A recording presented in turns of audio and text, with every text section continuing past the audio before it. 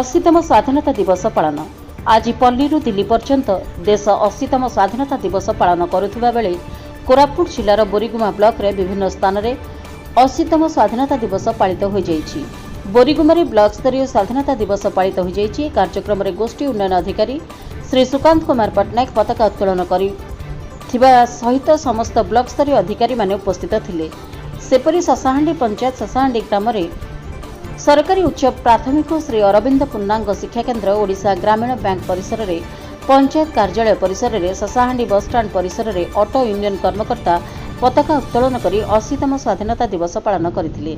ससाहांडी पंचायत उच्च विद्यालय परिसर में स्कूल परिचालना सभापति तथा रिपब्लिक ओडिशार बोरीगुमा प्रतिनिधि श्री रामचंद्र नायक और वयोज्येष्ठ व्यक्ति श्री लडुकिशोर विश्वाल पताका उत्तोलन करथिबा बेले पैरेड अभिवादन ग्रहण करथिले। ई कार्यक्रम में प्रधान शिक्षक श्री मायधर दास छात्र छात्री को स्वाधीनता दिवसर महत् उद्देश्य विषय निजर अभिभाषण प्रदान करथिले।